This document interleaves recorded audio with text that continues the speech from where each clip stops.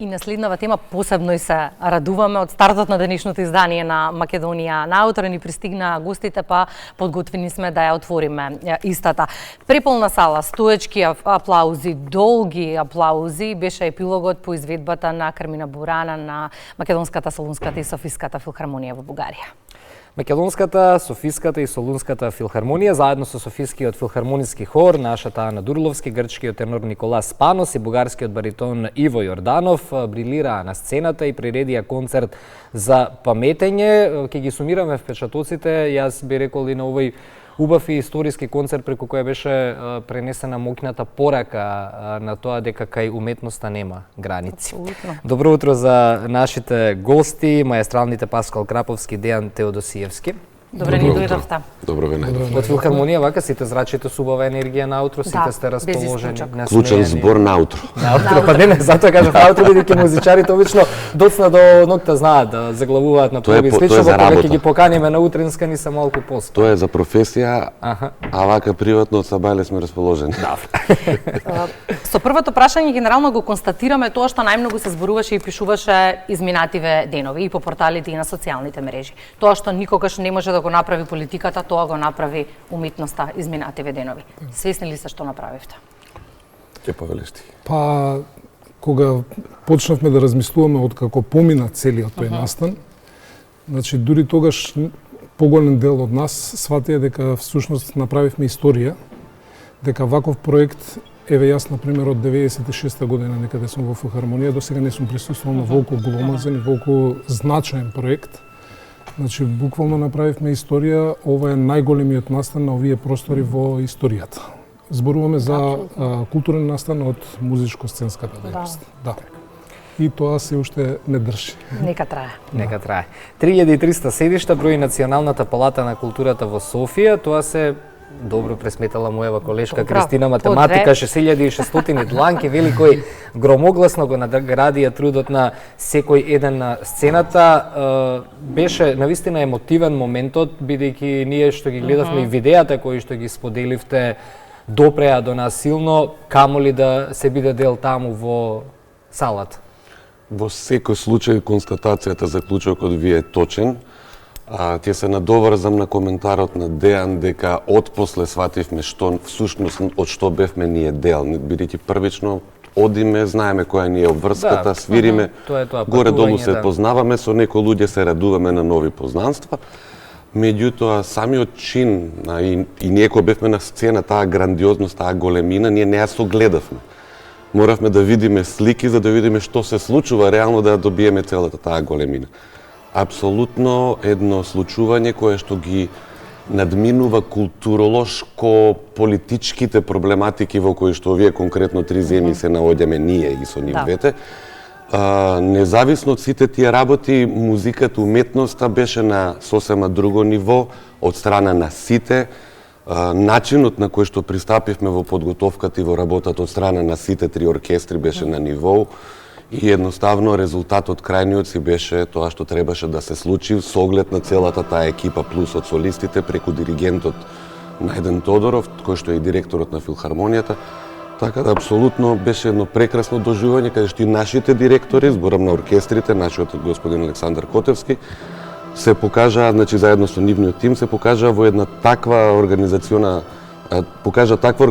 способност да немаме никаков коментар, освен целокупно, дека беше секако што треба на ниво. И ако чисто знаеме да кажеме дека културата и уметноста се најсилниот дипломатски инструмент, треба ли ваков тип на концерти да го имаме почесто? Ова е одлична алатка каде што државата може да работи и да го подобрува својот имидж од една страна, од друга страна да се вмрежува со културните центри на целиот свет. Културната дипломатија е дел од од политичките процеси многу одамна и тоа кај нас можеби не е на толку високо ниво како што е тоа во некои други европски држави, но во секој случај самиот овој настан покажа колку е тоа значајно и колку тоа може да придонесе кон зближувањето на народите и зближувањето на државите.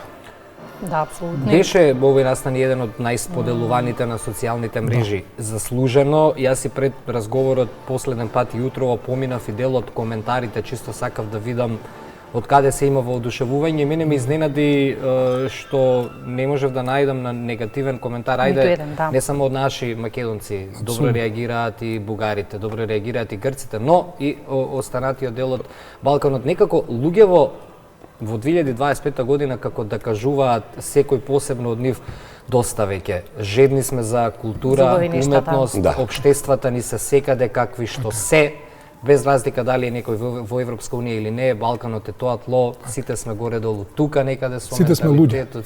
Сите сме луѓе на крај, но тука на овој дел од светот како тоа последно да се става на листата дека буре барут локација сме ние. Да, вие самите го наметнавте заклучокот дека луѓето стварно им е преку сила, преку глава од некои работи, да не навлегуваме во политиканството, во културата, тоа е веќе катастрофален чин. А за жал е честа појава. Најчеста појава.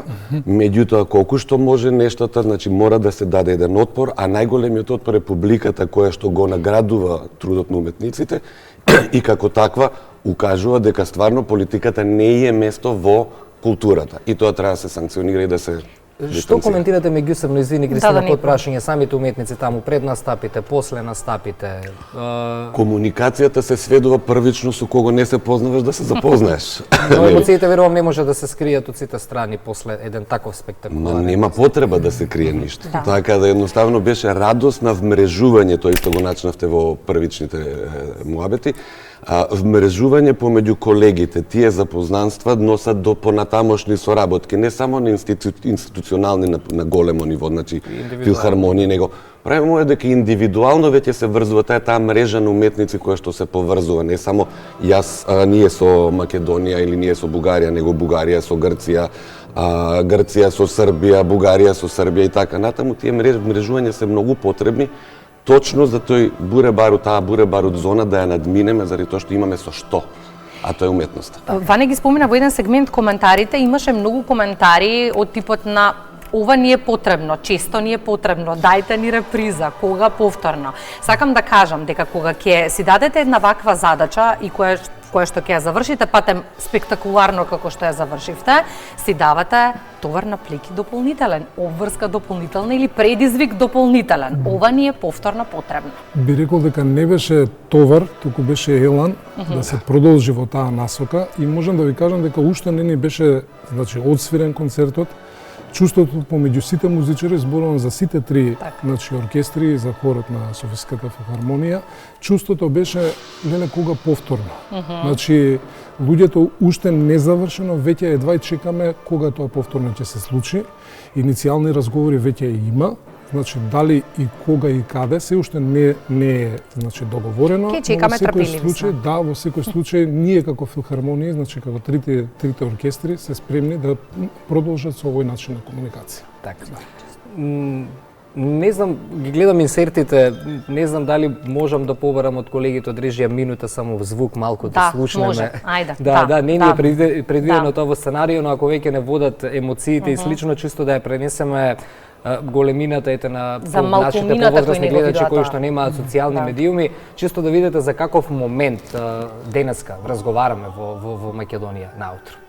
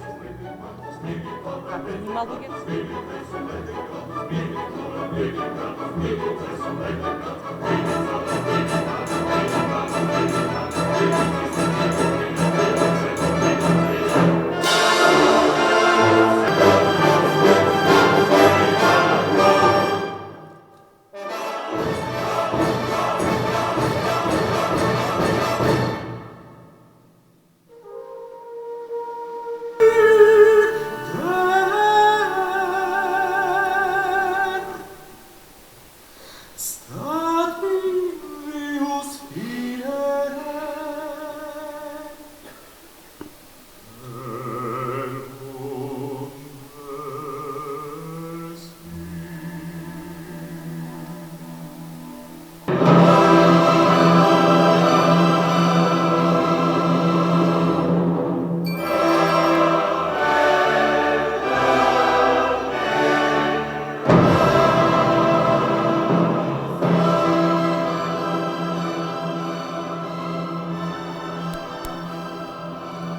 Подготовката за ваков концерт не е ниту куса, ниту едноставна. Што значеше подготовката за една ваква програма?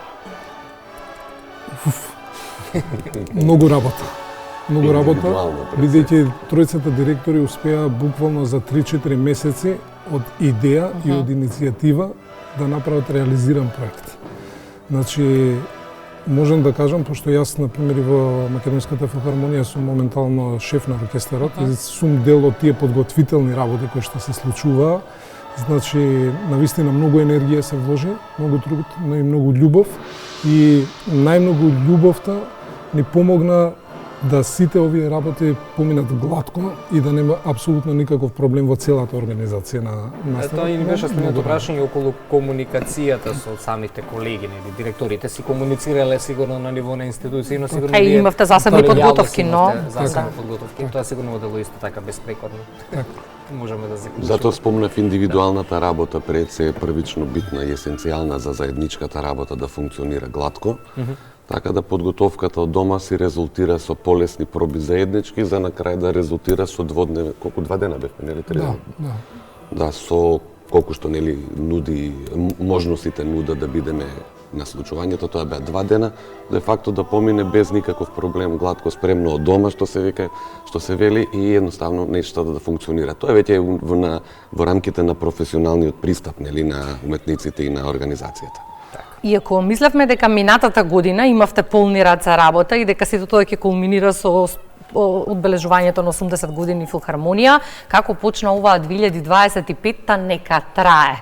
Нема да имате простор за одмор, да здивнете, но ние ќе уживаме и многу се радувам за тоа. Подготвени ли сте за оваа година? За се што следува натаму? Да, и едва чекаме секој наш нареден концерт да се случи, бидејќи имаме прекрасна програма, значи која што е веќе финиширана до крајот на 2025 година.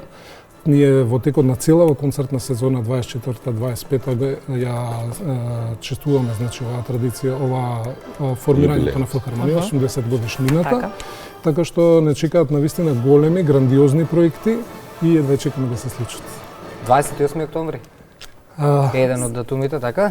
28 октомври е еден од најголемите датуми за нас. Значи, и мислам, да, Виена, Музик Верајн во Виена. Тоа е проект замислен и целосно реализиран од директорот на филхармонија господинот Александар Котевски, кој што во одлична соработка со Министерството за култура успеа за многу краток период да дојде исто така од идеја до реализација. Значи, сега сме во текот на реализацијата. Тоа е, значи, концерт кој што представува, како да ви кажам, како за христијанството што е Ватикан, да речеме, Музик Верајн за класичните музичари, за нас. Да. Секогаш ќе зборам во множина, се радуваме кога вака ја привршуваме емисијата. Јас велам, ова треба да бидат денес ударните вести секаде, и на социјалните медиуми, и на традиционалните медиуми, бидејќи ако се вратиме 20-тини години наназад, дури и главните дневници се отвараа со вакви вести. Денес ви го превзе политиката приматот, се извинувам, но се надевам дека вака ќе продолжите да давате отпори, дека ние медиумите ќе стануваме повеќе свесни дека здраво општество се гради на ваков начин и мрежување со другите. Имаме голема одговорност, но спремни сме и наша цел е да сето она што треба да го реализираме како културни работници да го реализираме. Затоа каже Кристина, товар во позитивна смисла околу одговорноста пред малку, бидејќи кога ќе се направи еден ваков настан со ваква брилјантна порака прифатена од целиот Балкан, тогаш одговорноста и товарот се поголеми. А најголемата потврда за тоа што сте и тоа што го работите е што се уште билет повеќе е сериозен предизвик за секој оној кој што ја сака филхармонија. Вклучително и вечерниот концерт кој што ќе биде со исклучителна програма, исклучителна солистка, па еве нека биде официјално покана до публиката, до гледачите на Македонска радиотелевизија да повелат. Стварно ќе биде еден спектакуларен романтичен концерт. Кога е пробата? Не, проба концерт вечер 20. Не, пробата за зборувам пробата. Трчаме малку, пробата за тоа поглед, добро, близко сме. Нема да доцнете на проба, нема време денеска за спиење. Шефот е тука. Се ти кажа, тоа е тоа. Македонска работа, шефот е до мене, што ме можеш ти, ке доцнам на проба. Ви благодарам многу момци за гостувањето во утринската програма. Да се гледаме за убави поводи, а сигурна сум дека со филхармонија годинава ќе ги имаме. Благодарам. Поздрав од гледачите.